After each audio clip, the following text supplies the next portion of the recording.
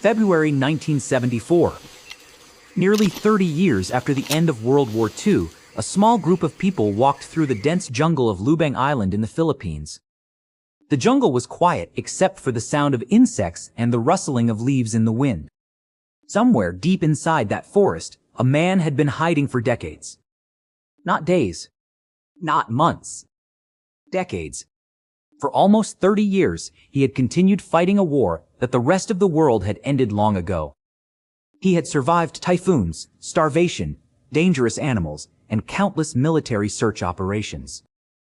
He had lived in the jungle so long that the outside world had almost forgotten about him. But he had never forgotten his mission. His name was Hiroo Onoda. And he believed that World War II was still being fought. Onoda was a Japanese intelligence officer sent to Lubang Island in 1944 during the final years of the war. His orders were clear. Do not surrender. Do not take your own life. And continue fighting the enemy until the Japanese army returns. For Onoda, those orders were not temporary instructions. They were a lifelong duty. Even when the war ended in 1945. Even when thousands of leaflets were dropped from airplanes announcing Japan's surrender. Even when his fellow soldiers slowly disappeared one by one. Onoda refused to believe it. He believed it was enemy propaganda, designed to trick him. And so, while the world rebuilt after the most devastating war in history, Hiroo Onoda stayed in the jungle. Still fighting. Still hiding. Still waiting for orders that would not come for nearly 3 decades. Hiroo Onoda was born in 1922 in Wakayama, Japan. Like many young men of his generation, his life was shaped by a country preparing for war. Japan in the early 20th century was rapidly expanding its military power, and loyalty to the emperor was considered the highest duty a citizen could have. From a young age, Onoda was taught discipline, obedience, and unwavering loyalty to his country. These values would later shape the decisions that defined the rest of his life. In 1942, during World War II, Onoda was officially drafted into the Imperial Japanese Army. Unlike many soldiers, however, Onoda received special training. He was sent to the Nakano School in Tokyo, a secret military academy that trained intelligence officers in guerrilla warfare, sabotage, and survival behind enemy lines. The training was intense. Soldiers were taught how to live off the land, how to hide in enemy territory, and how to continue fighting even when completely cut off from communication. One lesson was repeated again and again. Never surrender. For Japanese soldiers at the time, surrender was considered dishonorable. Many soldiers were trained to fight until death rather than be captured. But Onoda's mission was different. He was trained not to die. He was trained to survive, to hide, to wait, and to continue the mission no matter how long it took. In December 1944, those skills would send him to a remote island where his mission would last far longer than anyone could have imagined. In December 1944, Hiroo Onoda arrived on Lubang Island in the Philippines. At the time, the war in the Pacific was reaching its final and most intense stage. American forces were advancing across the region, capturing islands that had once been controlled by Japan. Lubang Island was considered strategically important because it could be used as a base for future military operations. When Onoda arrived, he was given a very specific mission by his commanding officer. His job was to organize guerrilla resistance against enemy forces if the island was captured. He was told to destroy airstrips, sabotage enemy operations, and gather intelligence. But the most important order he received was this. Under no circumstances were he or his men allowed to surrender, even if Japan lost control of the island, even if communication with headquarters was lost. They were to continue the mission until Japanese forces returned. Shortly after Onoda arrived, American forces invaded the island. The Japanese military presence quickly collapsed. Most soldiers were killed or captured. But Onoda and a small group of soldiers escaped into the jungle. From that moment forward, their mission changed. They were no longer defending the island. They were hiding, watching, and preparing to fight a war that the rest of the world would soon declare over. But Hiroo Onoda would not believe it. Not for 29 years. When Hiroo Onoda and 3 other Japanese soldiers disappeared into the jungles of Lubang Island, they believed their mission had only just begun. The war was still raging across the Pacific, and they were certain that Japanese forces would eventually return to reclaim the island. Until that day came, they had orders to continue fighting. The group consisted of 4 men: Hiroo Onoda, Yuichi Akatsu, Kenshichi Kazuka, and Shoichi Shimada. Each of them had been trained as soldiers, but none of them expected to spend years hiding in a tropical jungle. At first, their strategy was simple. They would remain hidden in the mountains and forests of Lubang Island, avoiding large groups of enemy soldiers while observing any military activity on the island. Whenever they believed they had an opportunity, they would sabotage crops, destroy supplies, and attack what they believed were enemy targets. The jungle became their home. They built small shelters using branches and leaves. They survived by eating coconuts, bananas, wild plants, and occasionally stealing rice from nearby farms during nighttime raids. Rainstorms were frequent, and typhoons sometimes swept across the island with terrifying force. Their clothes slowly deteriorated, and their equipment aged with them. But their determination never weakened. To them, surrender was not an option. They believed they were still loyal soldiers serving their country, and they believed Japan would return for them. In their minds, the war had not ended. It had simply gone quiet. In October 1945, only a few months after Japan officially surrendered, something unusual appeared in the jungle. Pieces of paper were scattered across the ground. Leaflets had been dropped from airplanes flying above the island. The soldiers carefully picked them up and began reading the messages. The leaflets announced that Japan had surrendered in August 1945. World War II was over. They were instructed to come out of hiding and surrender peacefully. For many soldiers in similar situations across the Pacific, these messages marked the end of their mission. But for Onoda and his group, the leaflets created confusion. They studied the papers carefully.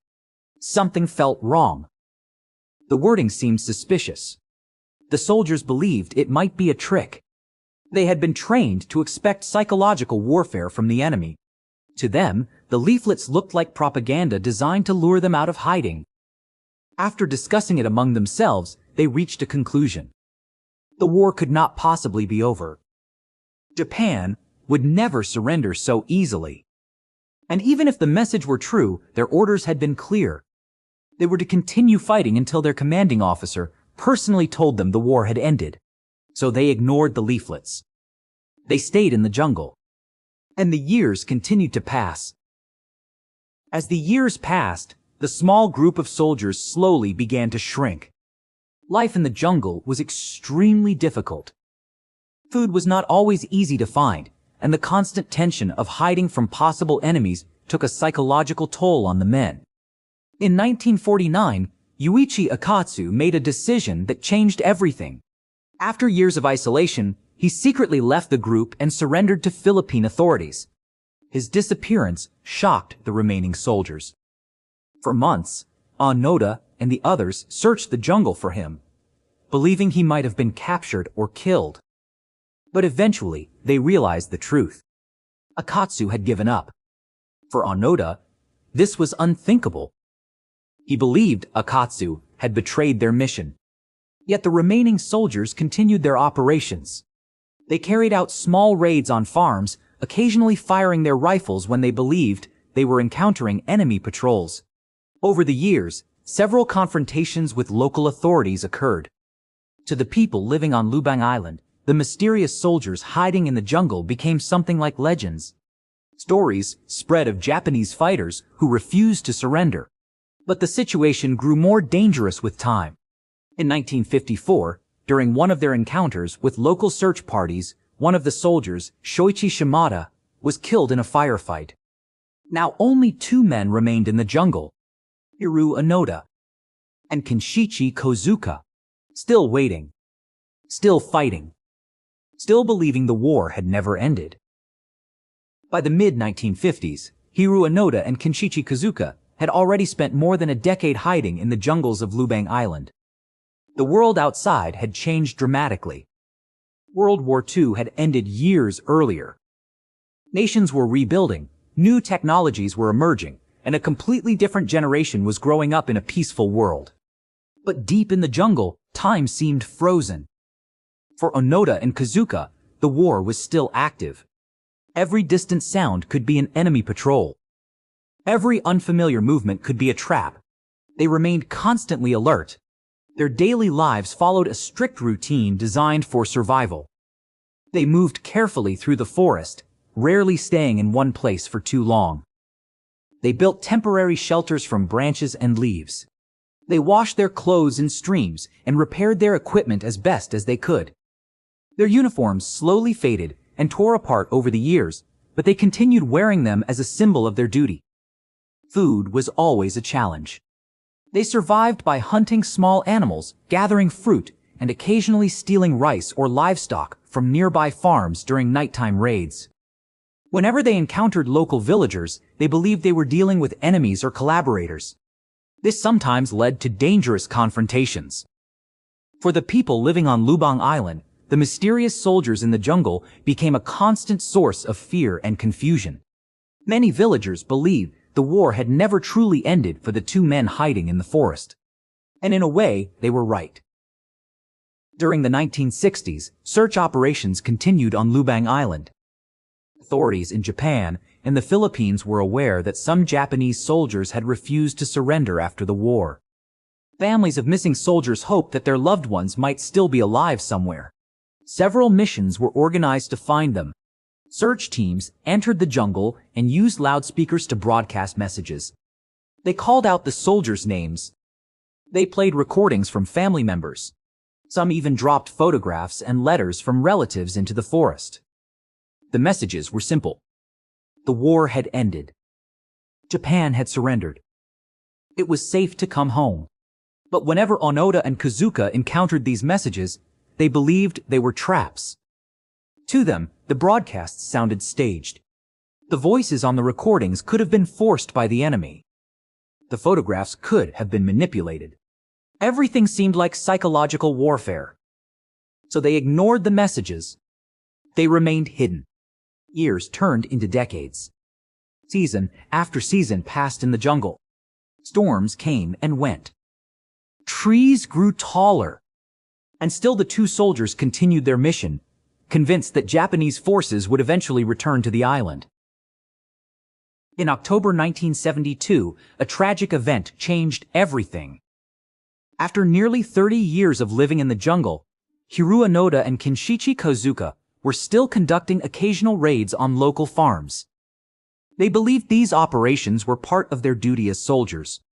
But during one of these encounters, Kazuka was spotted by local police while attempting to destroy stored rice.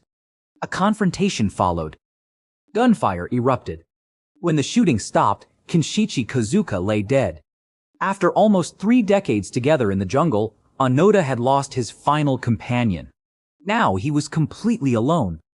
For the first time since 1944, Hiroo Onoda had no fellow soldiers beside him. Yet even this did not change his belief. He still believed the war was ongoing. He still believed that his commander would eventually return. And so, alone in the jungle of Lubang Island, he continued surviving exactly as he had for decades. Hiding, watching, waiting. A single soldier carrying out orders that the rest of the world had forgotten long ago. But far away from the island, someone was about to begin a journey that would finally bring Onoda's long war to an end. By the early 1970s, the legend of the mysterious Japanese soldier hiding in the jungles of Lubang Island had spread across Japan. Many people believed the stories were exaggerated or simply myths. After all, nearly 3 decades had passed since the end of World War II. It seemed impossible that any soldier could still be hiding in the jungle, continuing to fight a war that had ended so long ago. But one young man was fascinated by the story. His name was Norio Suzuki.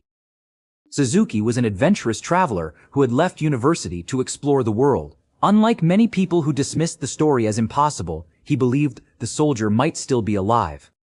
And he decided to prove it. Suzuki made an unusual promise to himself.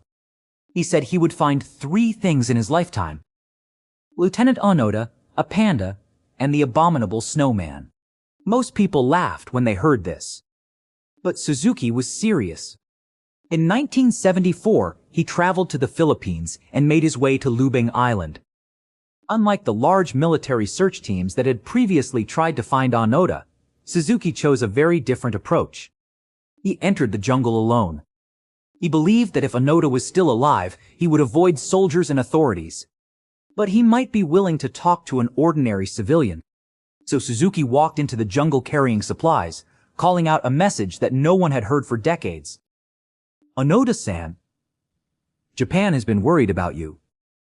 For several days, Norio Suzuki wandered through the dense jungle of Lubang Island. The forest was thick and difficult to navigate. Mosquitoes filled the air, and the heat was intense. Yet Suzuki continued calling out the same message again and again. He hoped that somewhere in the forest, the mysterious soldier might hear him. Then, one day, something extraordinary happened. A man stepped out from the trees. He was wearing a faded military uniform. His rifle was still with him. And despite nearly 30 years in the jungle, he still looked like a soldier ready for duty. It was Hiroo Onoda. Suzuki had actually found him. The 2 men stood face to face in the middle of the jungle. For a moment, neither spoke. Onoda carefully studied the stranger standing before him. He had spent decades avoiding people, always assuming they were enemies. But Suzuki did not look like a soldier. He did not carry weapons. He looked like a traveler. Slowly, the 2 began speaking. Suzuki explained that the war had ended long ago. Japan had surrendered in 1945. The world had changed completely. But Onoda shook his head. He listened politely, but he refused to believe it. For him, only one person had the authority to end his mission: his commanding officer. Suzuki realized that convincing Onoda would not be easy. After nearly 30 years in the jungle, the soldier's loyalty to his orders had not changed. Onoda explained that he had been given clear instructions in 1944. He was to continue fighting until his commanding officer personally relieved him of duty. No leaflet. No radio broadcast. No stranger's words could change that. Only his commander. Suzuki understood the situation immediately. If Onoda was going to leave the jungle, someone would need to find the officer who had given him those orders nearly 30 years earlier. So Suzuki returned to Japan with incredible news. He had found Hiroo Onoda alive. The announcement shocked the entire country. A soldier who had been missing since World War II had been discovered still hiding in the jungle. Soon, the Japanese government began searching for Onoda's former commanding officer. And in an extraordinary twist of history, they found him. Major Yoshimi Taniguchi, the man who had given Onoda his orders in 1944. Now, nearly 30 years later, he would return to Lubang Island to give one final command. In March 1974, nearly 30 years after Hiroo Onoda had first disappeared into the jungles of Lubang Island, the moment that would end his long war finally arrived. Major Yoshimi Taniguchi, the officer who had given Onoda his orders in 1944, traveled to the Philippines.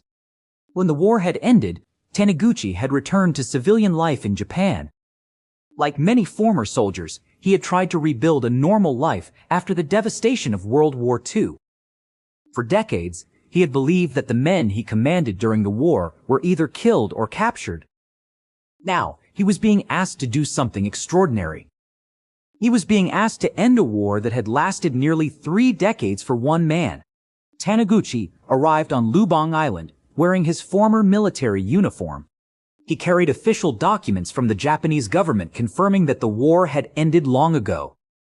Accompanied by a small group of officials, he entered the jungle where Hiroo Onoda had been hiding for so many years. The meeting was arranged carefully. When Onoda finally stepped out of the forest and saw his former commander standing before him, the moment was almost surreal. For nearly 30 years, he had been waiting for this exact moment.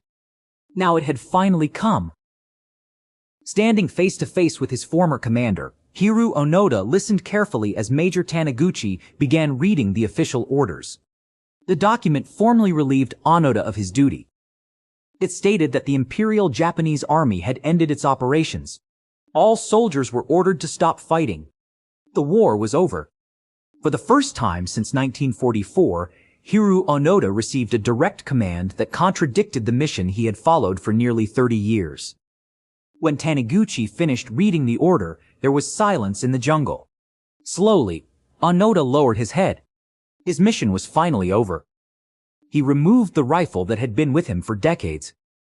The weapon was still functional. He also carried several hundred rounds of ammunition, hand grenades, and a traditional Japanese sword that he had kept throughout his years in the jungle. One by one, he handed them over. His war had finally ended.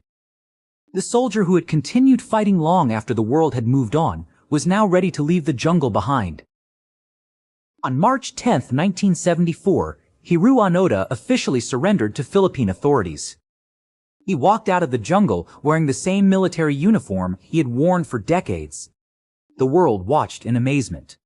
A soldier from World War II had emerged from the forest nearly 30 years after the conflict had ended. Photographs of the moment spread across newspapers around the globe. For many people, the story felt almost unbelievable. How could a man remain loyal to a mission for so long? Yet Hiroo Onoda's story became a powerful symbol of discipline, loyalty, and the lasting impact of war. After returning to Japan, Onoda was welcomed by large crowds. Some people admired his dedication. Others struggled to understand how such a situation could have continued for so long. But one thing was certain. Hiroo Onoda had lived through one of the most extraordinary military stories in modern history. For nearly 3 decades, hidden deep in the jungles of Lubang Island, he had continued fighting a war that the rest of the world had forgotten. And when the final order finally came, he obeyed.